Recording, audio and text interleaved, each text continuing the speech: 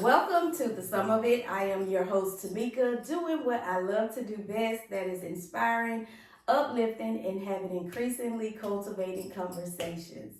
So today I'm really excited because I have here with me the beautiful, unique, talented young woman, mother, makeup artist, Latrice. Hello. So Latrice, we just gonna jump right into this thing. Okay. So how's life been treating you? Life's been okay. It's been okay. It's been okay. It can always be better. There you go. That's true. That's so true. But me knowing you, I know you're doing everything you can just to make sure that it's a harmonious balance and you're doing what you do.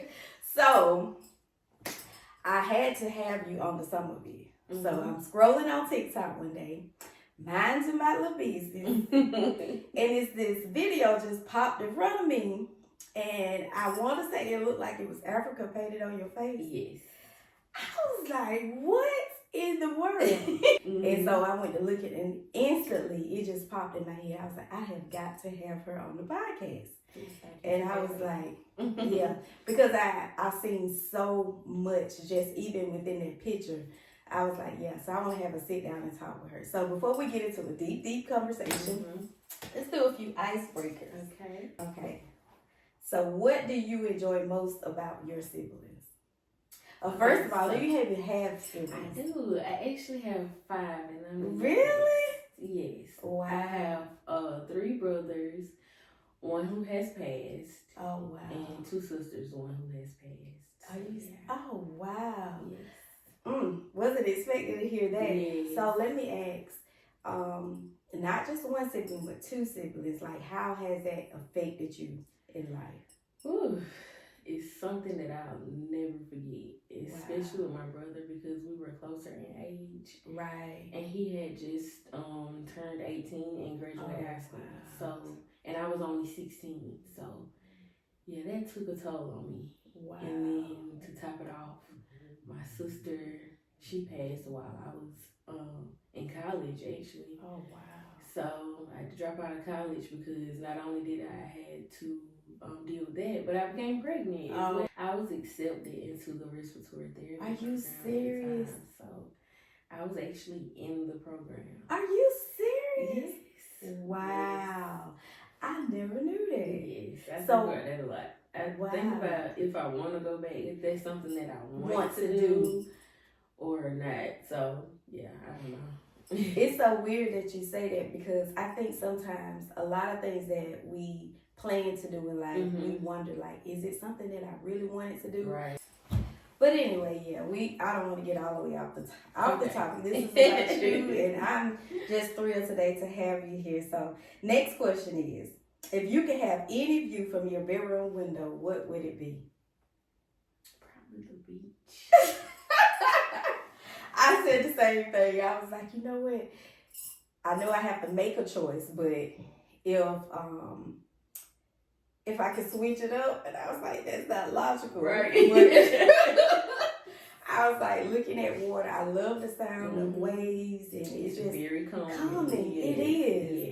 And I don't know, it's just like it stimulates your thinking. I love it. And then there are some days where I want activity, like I want to be on a high rise looking at city lights and seeing people just being active and entertaining and enjoying life. Like it's uplifting for your spirit, but I know I got to choose one. Right. So I probably would choose the water too, and I just have to get outside in the activity to see all of that. Right. Good answer. So, when was it most difficult to persevere when you wanted to quit in life? All the time. Girl, you better say that.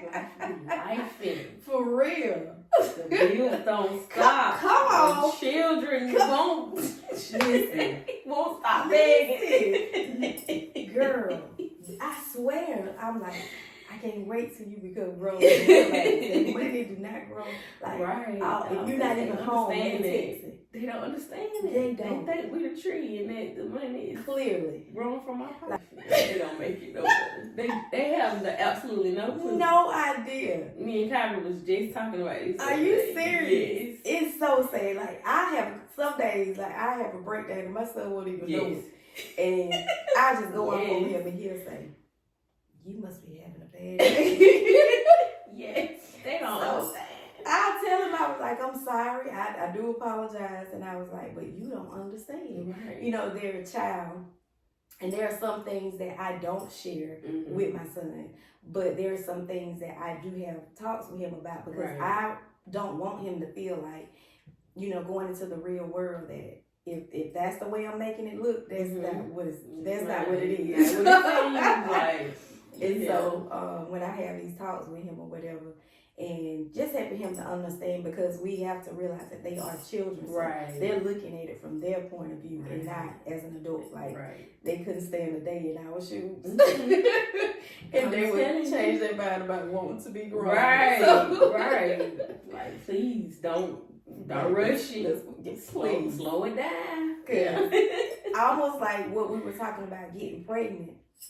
I literally, you know, I'm thinking like I just started life.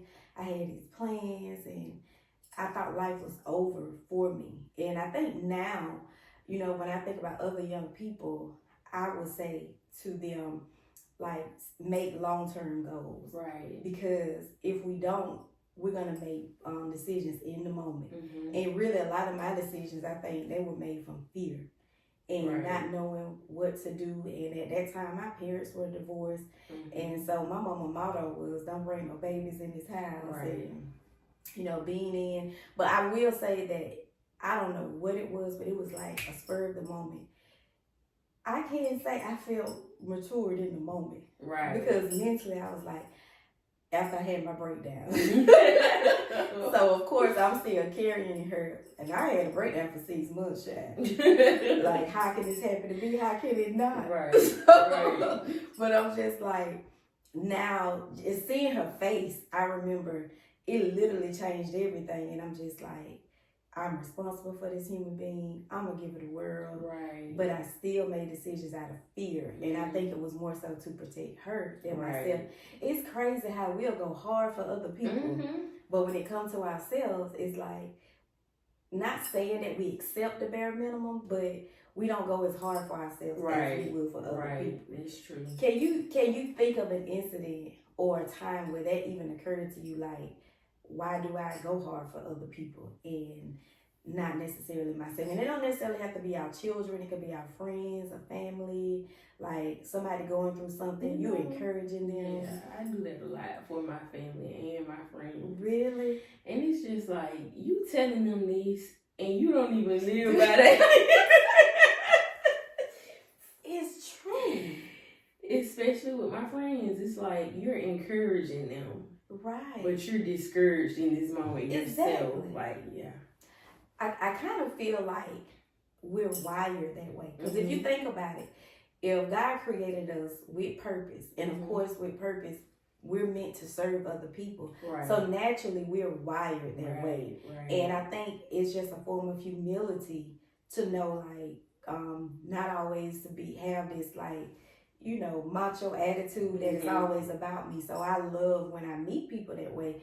But also, I think life teaches that at some point we still have to take care of ourselves. Right. Because with me, it's like, I want you to be okay. Right. Like, I deal with me later. I never deal with me. Right. Eventually I will, but at that moment, it's just like, I want you to be okay. Right. You're going to be all right. You need to know that. But in the back of my mind, it's like, am I going to be all right? Am I going to be okay? Right. And it's crazy because we feel really tall in that moment when we're encouraging other people. But when we're faced with difficulties or challenging times, it's like we just kind of shut down and break down. I do it all the time. I had a moment. This was probably 3 days ago. And it has a lot to do with me, my upbringing, and coming up. Like I said, my parents divorced, and I took on a role of an adult at an early age, and because of my heart, and I was paying bills. I got a job, and I think like I created this persona.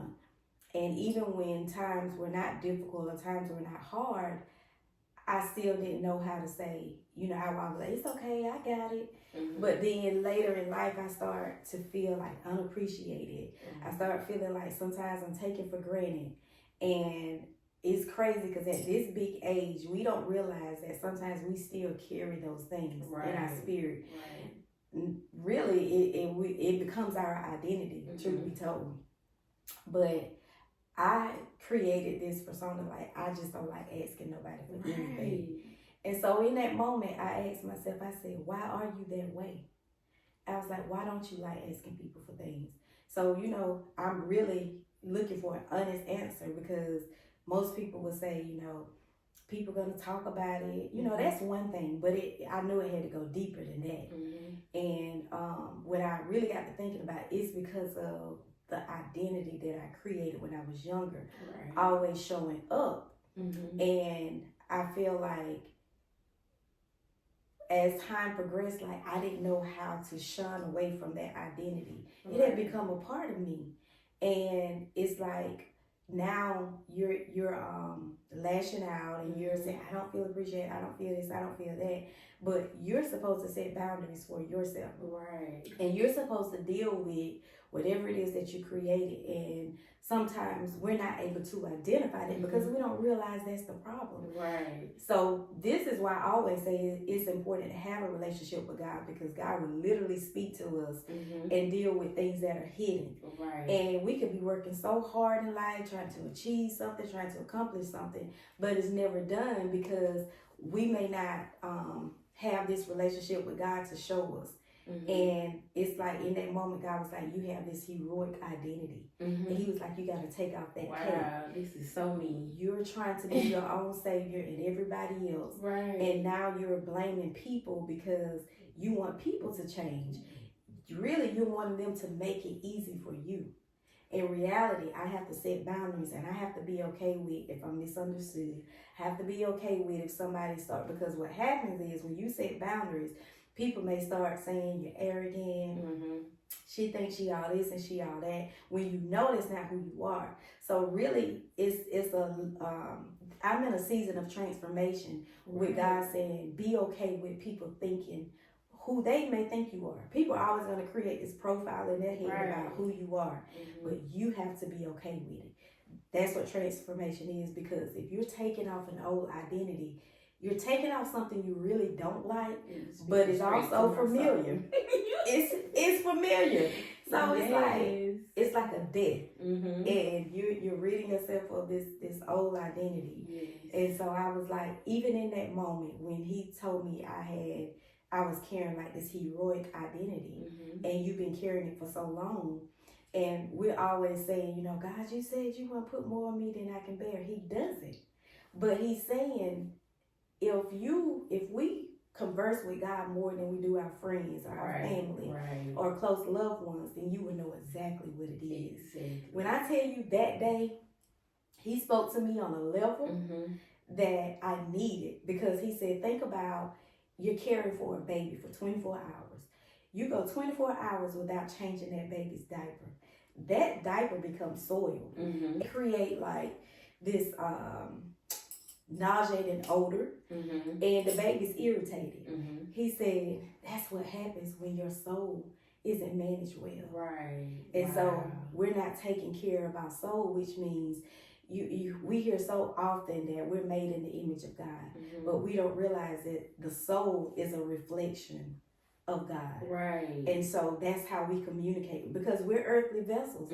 So we getting up and we making these changes, like we do our makeup, we do our hair. Right. And so we do all these mundane things, which are earthly things, but then we're not making the alterations, or we're not feeding our soul. Our soul is starving. Right. And I think that's why we go so long for years and years and not knowing like what's the toll that's taken on us and the burdens.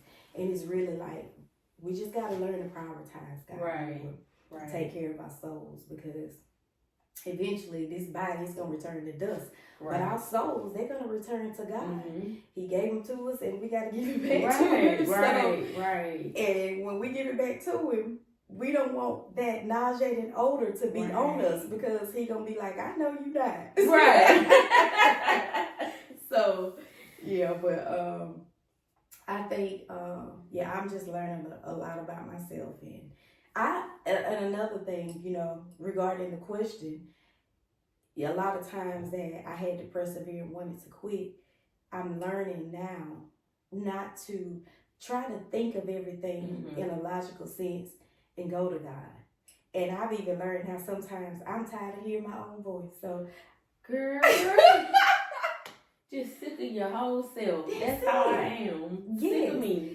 It's crazy. I just worship God. And I'm learning God on a whole nother level. Right. And I was just telling my daughter the other day, I was like, the more you get to know God, the more you'll know yourself. Right. And I said, because if we're image bearers, how can you be a reflection of him? How can you be a mirroring image of him and you don't know him? Exactly. Therefore, we don't know ourselves, so we're really agitated with ourselves. Right. That makes a lot of sense. Exactly. Okay, so my next question is, how did your parents meet and fall in love? My parents met in high school. Really? Yes. And my mom was actually older than my dad. But yeah, that's all I know really, is that they met in high school. Yes. And then they had my brother and they got married. It's so weird how our parents, they don't really talk. Right, they don't. Like, when my parents were together, I never seen them like no form of love language or anything. That's not gonna be good. Right. Yeah. It didn't work for them. They've been married for, my brother is 46. So they've been married for 46 years. Are you serious? That's amazing. They got married, my brother was born in February of 1978, and they got married in April of 1978. So yeah. They got some type of love. Right.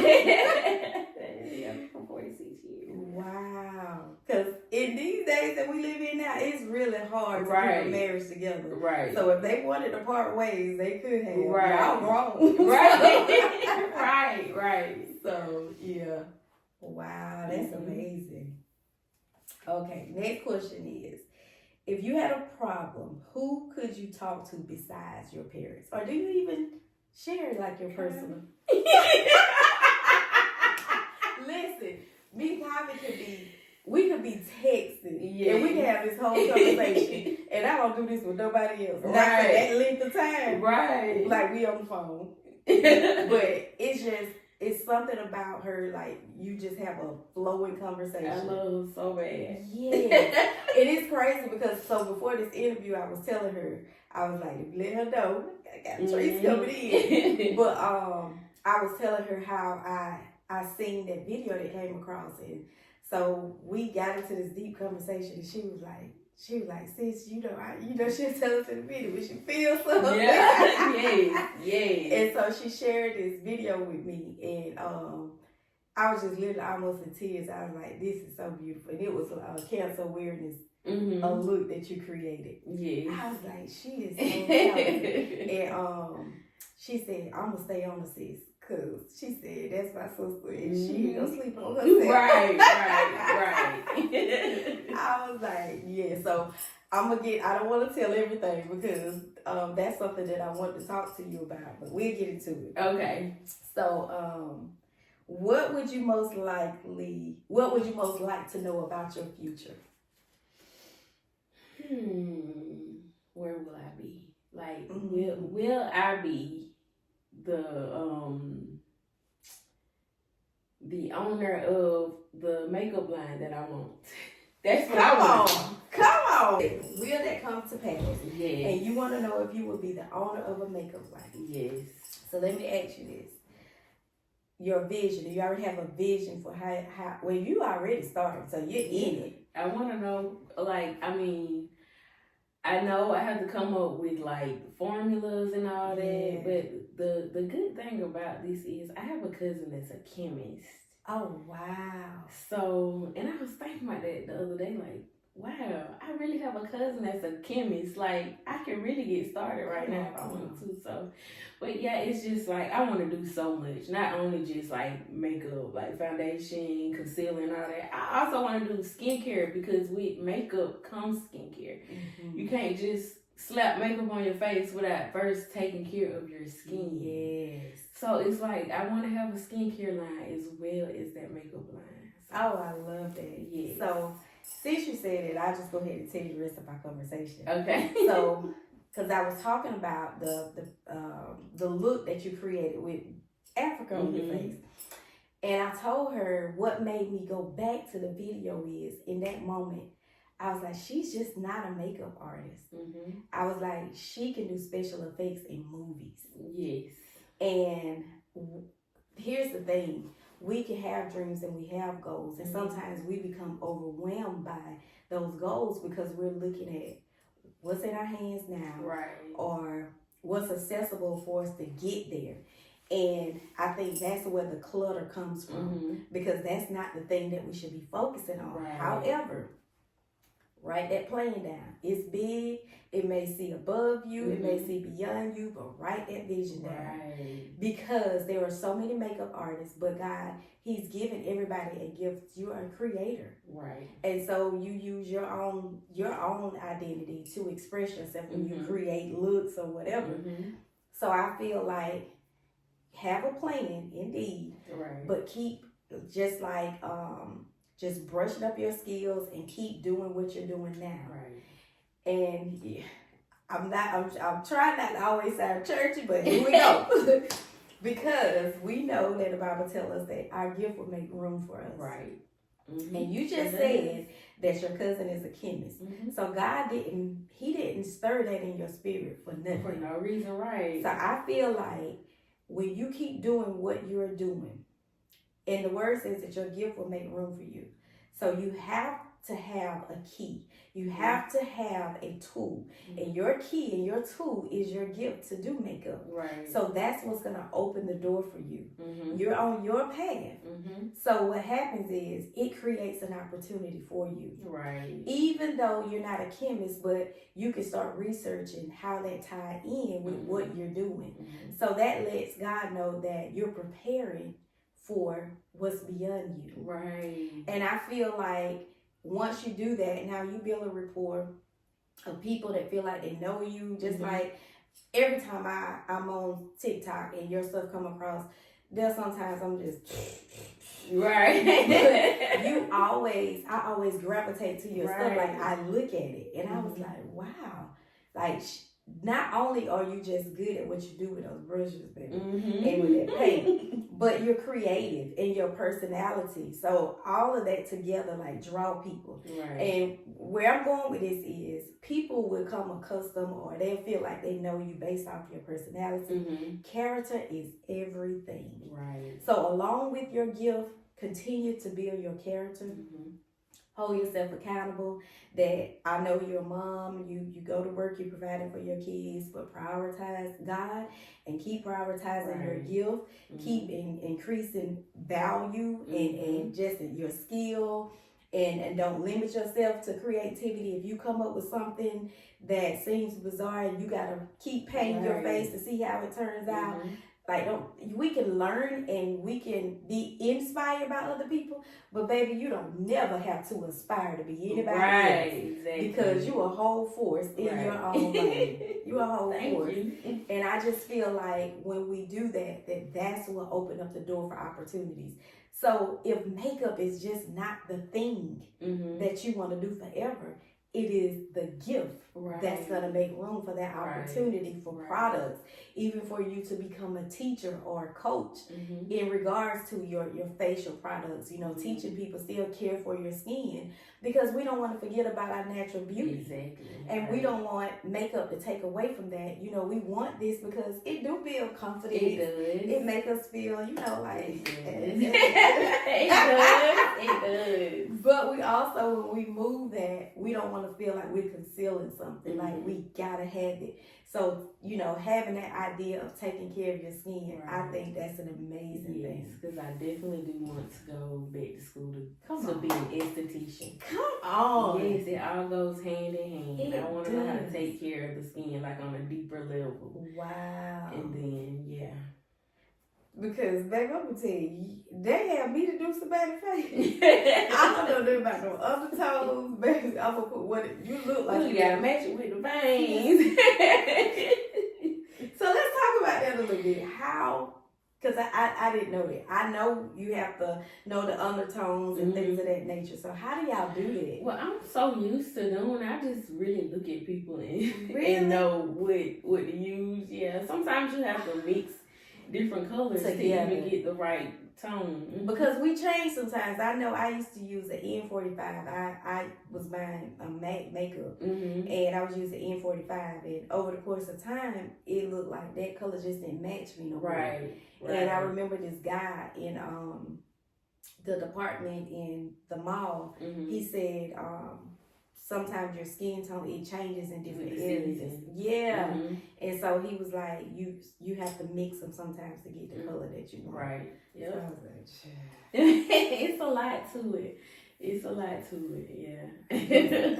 I keep studying to learn how to do my own a couple of times.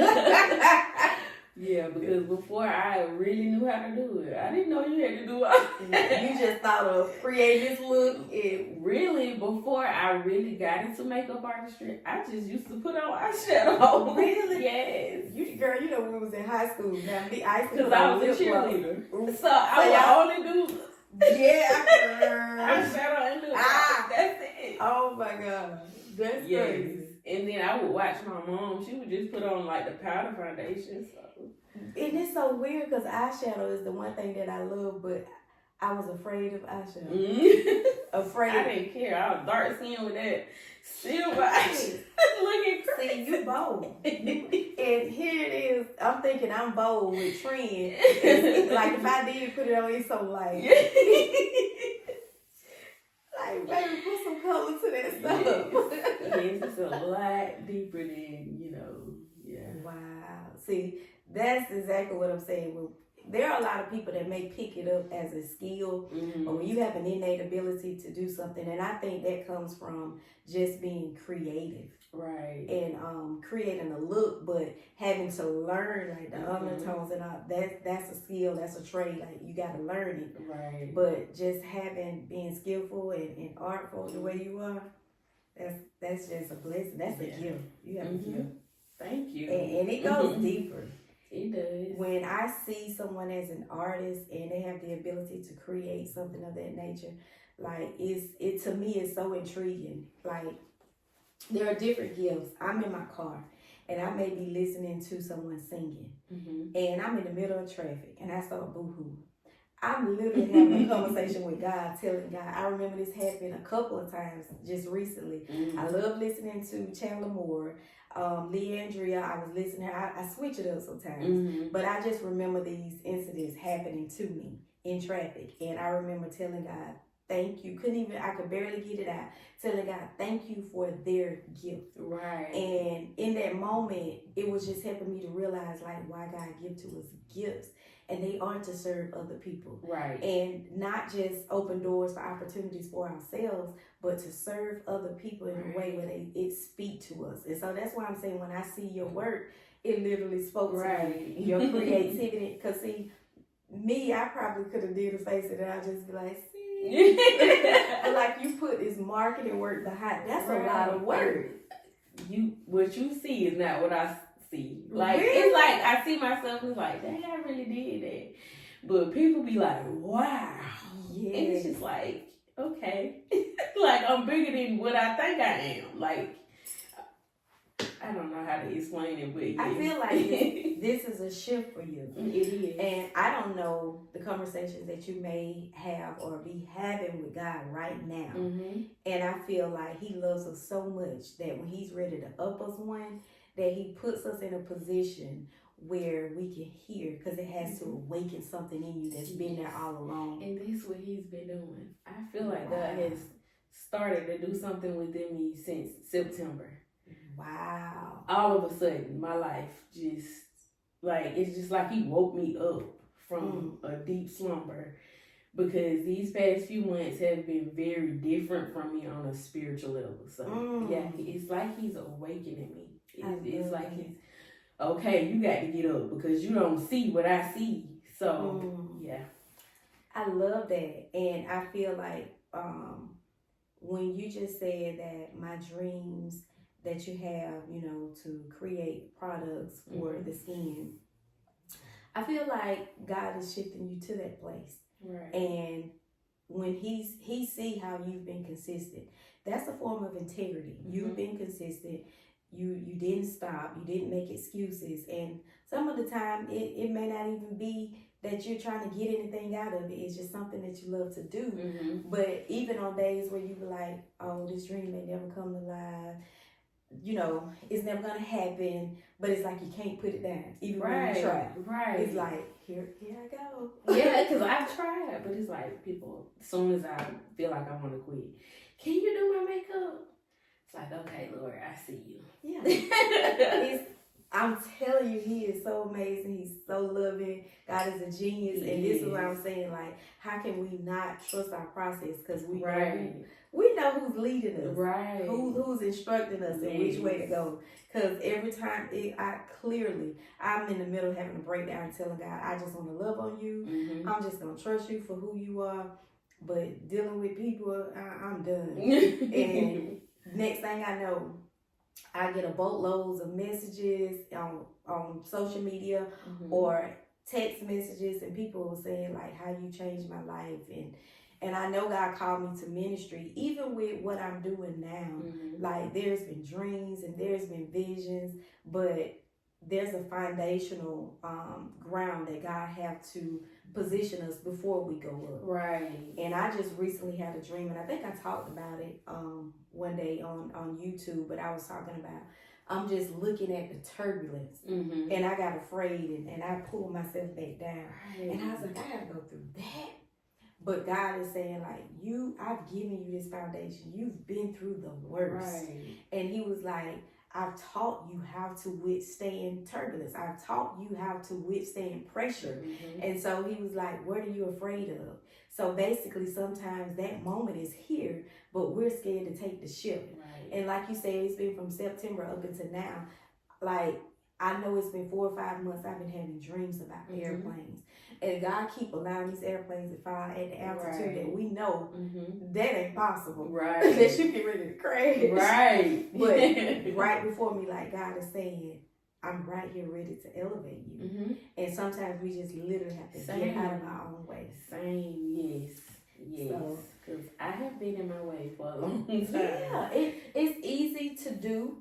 And I guess that's why God is always coaching us in his word. That's why I say God is mentoring me, because when he tells us not to have a spirit of fear, I don't see it as something cliche. I understand why he's saying not to have the spirit of fear, because he created us. Right. Like, things that we're afraid of, he's like, why is it she's afraid? Like, I got her. Fear holds you back. Yes.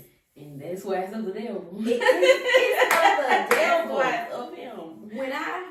When I figured out, though, how to conquer fear, baby, I be up for the challenge. Right. Do I become tired? Absolutely. But I think that every time fear shows up, I stand up because I know when you figure something out, you be like, okay, I know what's gonna happen.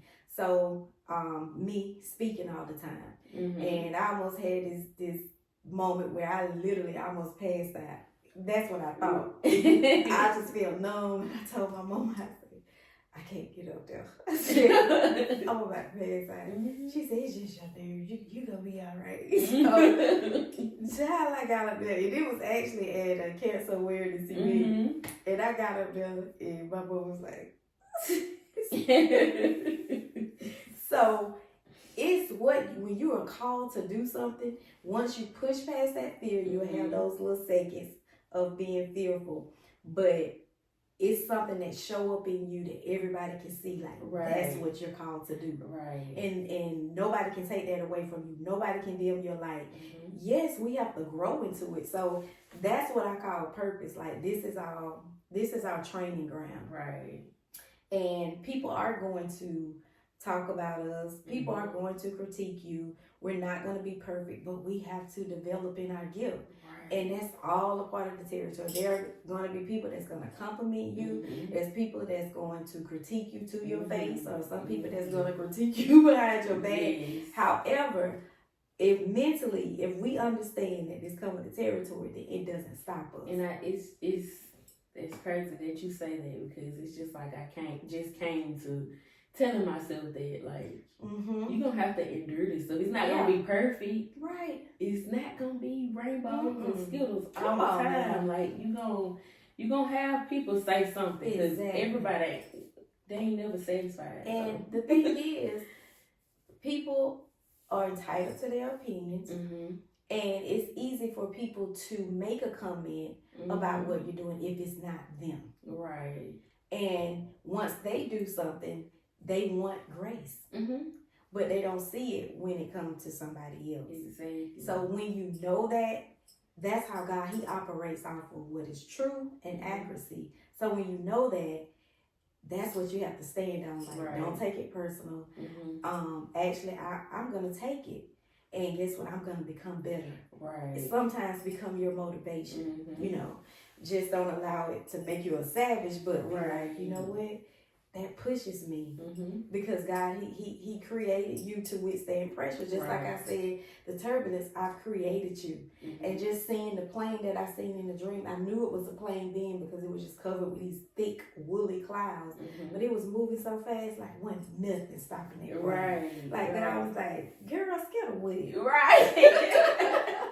Like, I'm Jehovah Jireh, girl, I got you. I'm Jehovah Nisi. So what you need? Because when you get up here, everything you need, I got you. Exactly. And I was like, you know what, God, I've been here too long. And I think I've always had a passion, like, to tend to other people's hearts, tend to other people's needs. And that's still my goal, but on another level. Right. And God is saying that now you're going through a transformation, because how you used to tend to people, like treating them on a level like you're giving them milk. The people that I'm taking to you now, they don't need you to babysit them. They don't. They are ambitious, and they want you to give it to them raw and uncooked. So you got to toughen your skin, because this is a different audience. This is the audience that I've been preparing you for. These are the people that you don't have to be careful, or you got to tread lightly, because they need the truth. If there are some people that don't want the truth, fine and well, God still have to use you boldly. You have to be boldly, also respectful. Like, the way he articulate things is just right. Right. And I was one that would always try to make it right. You know, oh God, he loves you. Like, he don't need me to do that. Right. Now ain't the time. They should know God loves you. That's why he doing what he do. So yeah, I literally had to learn, like, to get out of my feelings and get out of my head and get out of my way. Right. And I think that's the next level, like, because God want to give to us what we envision for ourselves, or the plans that he's already put inside of us. Right. But he's saying, like, it could be what we don't see is you could have the gift down pat, but it's our character. And he's like, she's gonna mishandle it. So I've got to build integrity in her. There has to be a harmonious balance. Yes. So that's been my thing, and it's crazy because the book that I just wrote, I literally woke up out of my sleep and I was saying recipe for integrity, and I'm like, God, I literally just got in this bed, Right. So I cut the night lamp on, and in the book, like I created everything this time. I created like this little shelf hat and created all the ingredients for integrity, and he was telling me, he was like, some people would need a double dose. And he was like, whatever you think you need most, then you double up on it. Right. Whatever the case may be, but character is everything. And so people got to know that even in becoming skillful in a gift or crafting something, that what's internal, we tend to forget about that. Right. And that's why we crash out, because we don't build this resilience. We don't know, there's no balance. Like, we don't have empathy, no self-awareness, or we don't have emotional intelligence, because we still got to respect others. Right. Like, just because someone else is acting out don't mean like, right. You know, when people like, I'm on what you on. No, I'm not on what you're Right, exactly. Because I don't have a reason to be on what you're on. You're on it by yourself. Right. Because I'm on another level. Exactly. And me being on another level does not mean that I'm looking down on you or that I'm any better than you. It just means that I have developed and I'm more mature, that I have grace to know that I was where you were. Right. And I want to be a model, and I want to be the epitome that you may learn from me, and if not from me, from somebody else. Right. That I'm going to give you grace, so I don't have to get on your level. Exactly. And so I think silence is the biggest killer. That's a reflection of themselves. When they don't have nothing to fight back with, give them their own voice. Give them back their own behavior. Give them back their own intentions. Right. And they have to deal with a mirrored image of themselves. But once you get pulled into it, it's a tussle. Right. And that's what God, he tells us, like, try to avoid like these arguments and stuff. So you have to stay focused. And I think in this season, like, God, he's positioned you, like you say, he's been showing up, but he's positioning you in every aspect of your life, whether it's character, whether it's what to entertain, what not to entertain, when to get out of your thoughts, how to deposit something in you that is going to keep you focused or keep you intrigued in the thing that he's calling you to. And character is important, because the people, even when using your gift, like, people will be empowered just by communicating with you. Right. Because you have such a beautiful aura. You are beautiful. You are so I've heard beautiful. that before. You do. You do. I love it. Love it. Me and my friend, we were at lunch, and we were talking about her grandmother. She passed a while back, probably about 8 years ago. And she was just like, I'm sorry, you're just so soothing to my soul. And she just started crying. Like, oh wow, I wow. I love to hear stories like she that. told me I was therapeutic, so yeah. Very. I've heard it before. I love it. Love it. And that's so weird. Like, I can feel the energy like through your videos. You know, when you being creative and you gotta show your little stuff. But there's just, I don't know, it's just so much like that's intriguing. You know how you can see some people's stuff and you be like, and they can be good at what they do, but then it's just and you like, no, that's not for me. But it's not to say that God doesn't have more for them. That's just something that they got to work on, that they're missing. And sometimes people ain't up for listening. Like, they telling you to put a cap on it, mind your business, and telling people that go keep you right in that mediocre place, because sometimes we don't know where an answer prayer is coming from. The people we shutting down or could have the answer to our prayers. Exactly. So I'm very mindful of listening and taking criticism. There you go. Right. That's something I have learned. I have to learn to do too. I was sensitive, so I'm sensitive too. I be praying. I feel like I would be so much further along had I not been so sensitive, because I let like a lot of stuff get to me and it'd be like, okay, I don't want to do this no more. I give up so easily. because like it'll be like family and friends, like they'll go to somebody else to get their makeup done, but come to me like and just do my eyes. Like, what? Am I not good enough to do your whole face? You just went to so and so and got your whole face done, but you just want eyes with me.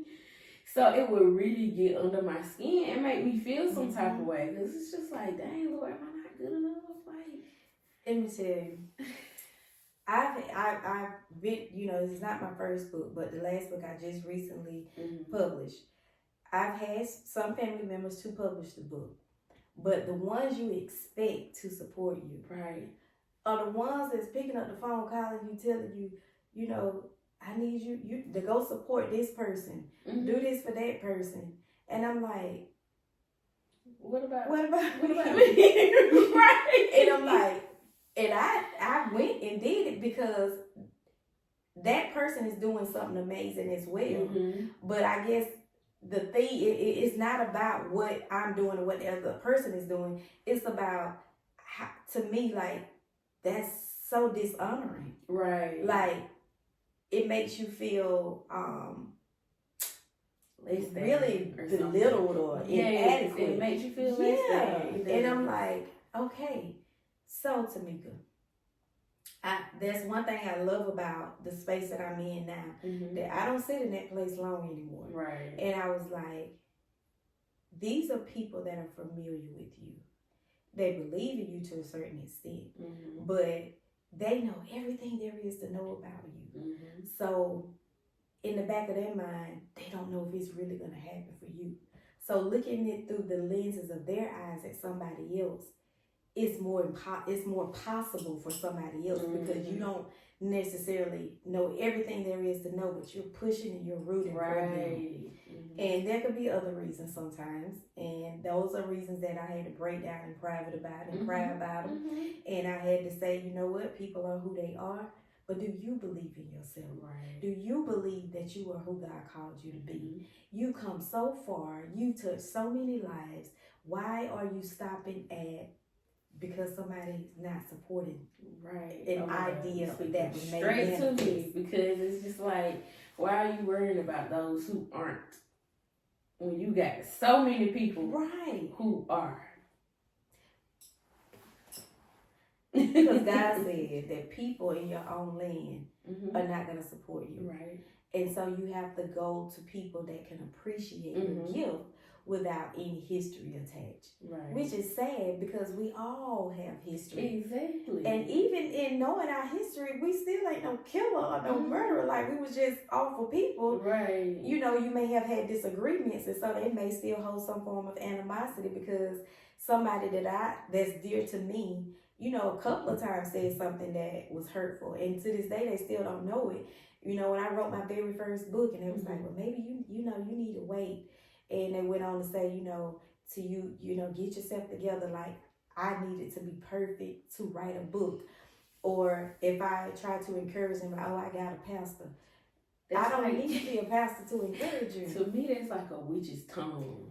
It is. Because just brutal. You're discouraging me. And now I feel like I gotta give up on this because of what you said. And now a gift that could be making me millions, now I'm sitting here at this low place. Exactly. It's all a part of the enemy's plan and his schemes, because he's going to use people that you love. And it matters when it's people that you love. Right, because he's done that a lot for me, because I had someone to tell me, makeup is against God. Where in the Bible? And so I was like, well, I don't want to disappoint you. I'm like, what do I do, Lord? It's a lot of tradition. Yeah, and so it's like I stopped doing the videos and everything. It's like, I don't want to disappoint God, but because they give me this gift. I'm so people say, like, don't wear red lipstick. Right. It's Jezebel. No, it's creative art.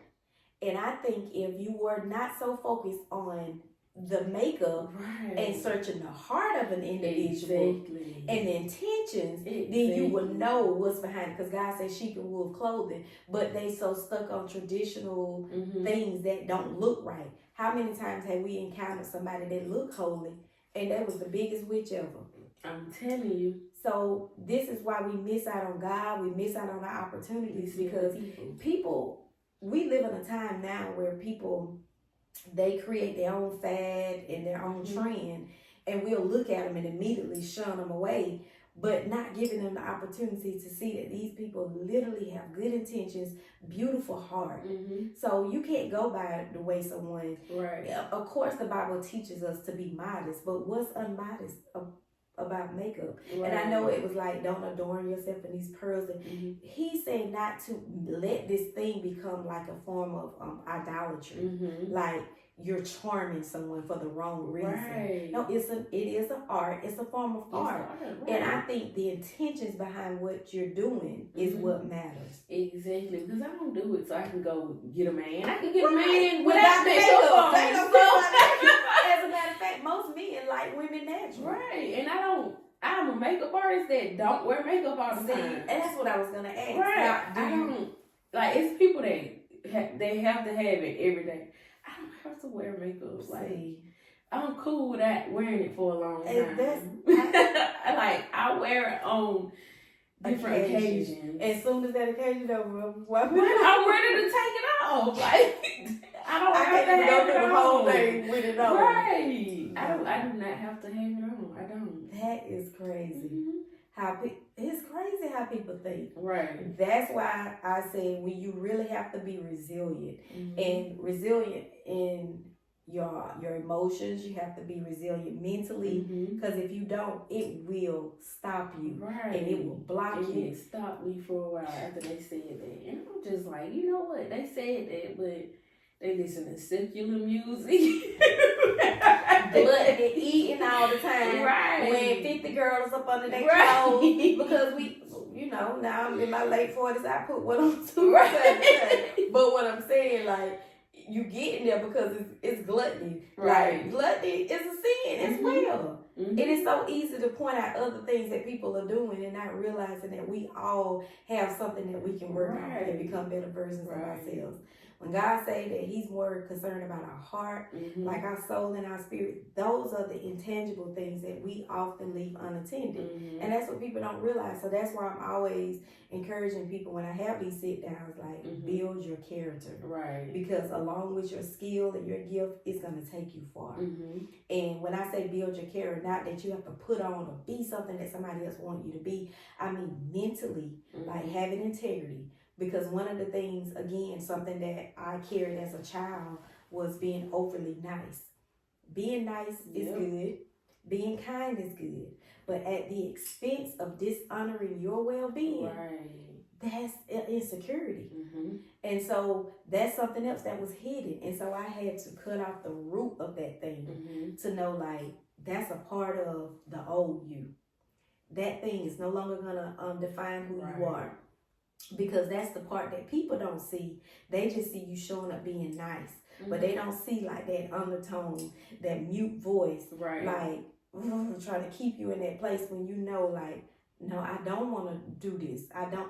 Just let kindness be the source. I say it all the time. Be kind, but you ain't got to overdo it. Right. You ain't got to do too much. Look, because Jesus was kind. He went nice. He was not. He was not nice. Listen, I had a friend tell me, she said, I told my husband that Tamika, when she's talking, she said, I love to talk to her because she tell me the truth. She said, but she nice, nasty. And I said, so that's why my friends be right. But when I thought about it, but she said, you never speak to someone in a derogatory. And I was like, yeah, because I'm like, I never just say things in a nasty way. Right. But I think what it is, when God has, if that's my gift, and if it convicts someone, it's his word, it's not mine. Right. Because I got to live by it too. It doesn't exempt me because it's coming from me. Right. But if I'm going to tell you the truth, I have to tell you the truth. But I say it in the most loving, kind way. Right. So I never knew that until she said that, and she was like, but that's what I love about you. I was like, oh my God. But it's crazy because, and you could attest to this. So you remember when I first started the prayer line, and I tell the story all the time, but I don't think I ever shared it with you. So when I got on that, when I started the prayer line, of course, when we started, I had no intentions that it was going to turn into a prayer line. Right. Because remember, it was Kabi and Shannon. And I remember Kabi, I told her to call two of her friends, and she called me and Jasmine. And so I had Shannon, and I can't remember who Shannon called, but I just thought we were just praying in the moment, but it turned to a prayer line. And that's, going back to what we were saying, God setting us up to prepare us for what's ahead. I didn't realize till later, like, it wasn't just for people, it was also for me. That he was building resilience in me because I was so sensitive. And when I felt the Holy Spirit kicking in, and I'd be like, I said, the Lord said, and that's when I knew it was finna shift. But nobody knew that when I would hang up that conference call, that I would lay my head on the table and cry like a baby. Wow. Because nobody cried like talking about it, because I had to say what God was telling me to say. And it was showing me like another call, another level on my life that was prophetic.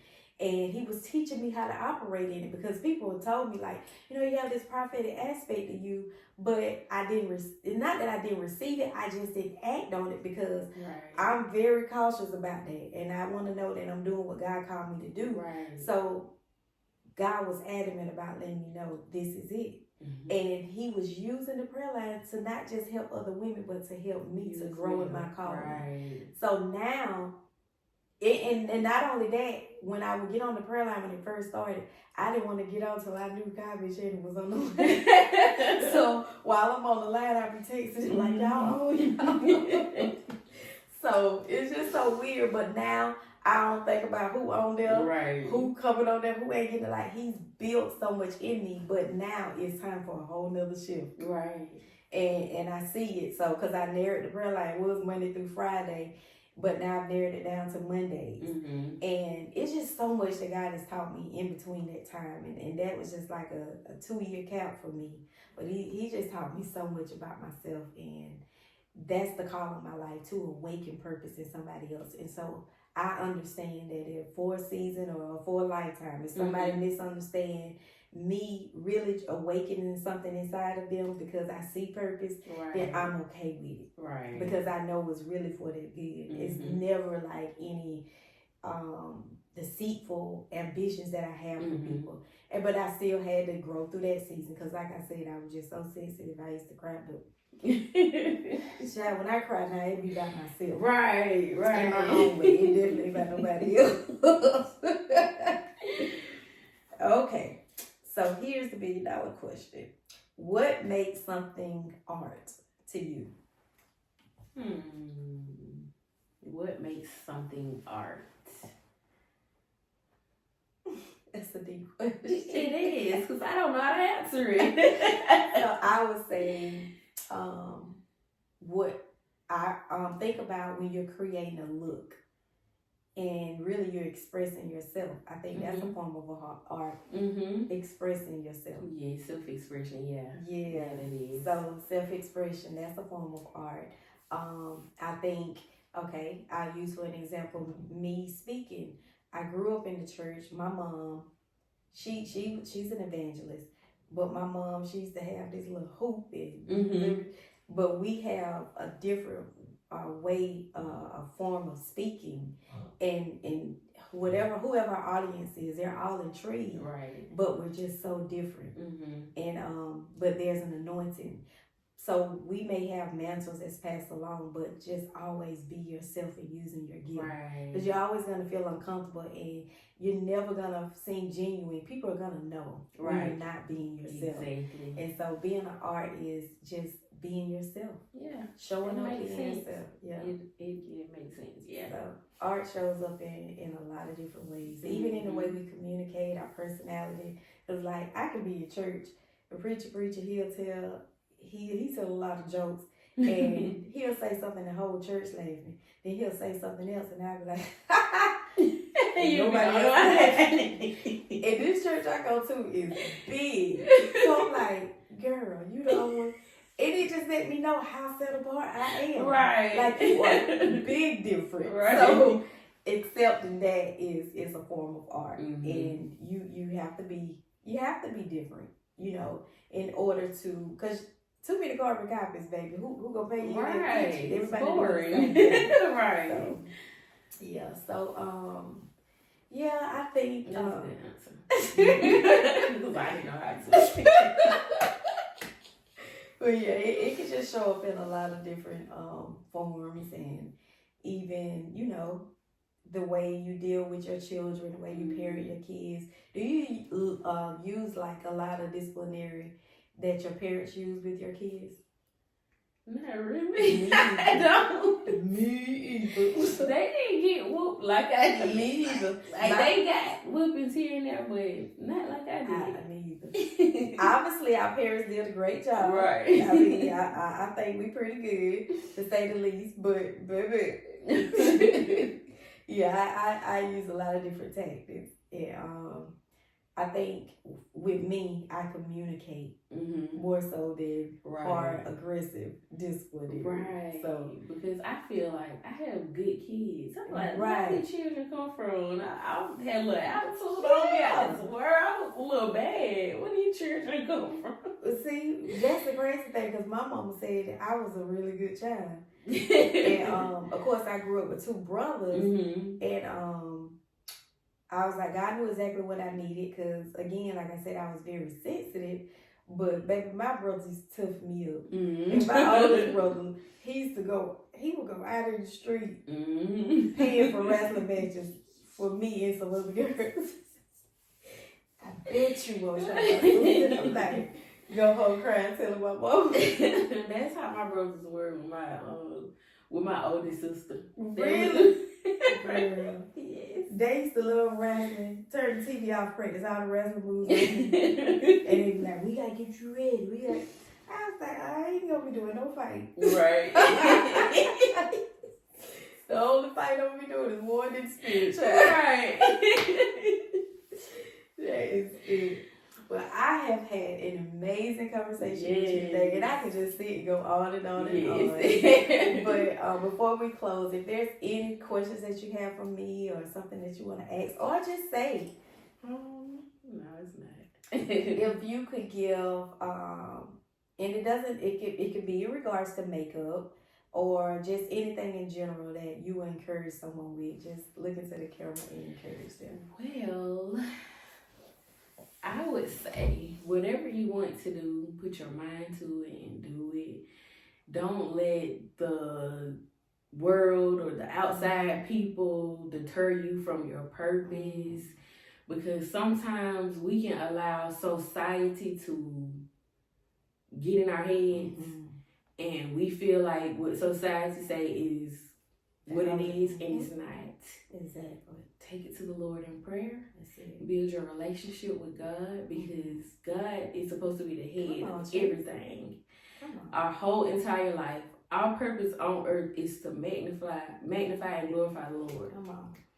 So keep the Lord at the head and don't give up on yourself. There you go. I love it. And why would you? You are a daughter of the King. I have thoroughly enjoyed myself today, and I'm so glad that I finally got this chance to sit down with you. I've been talking about it.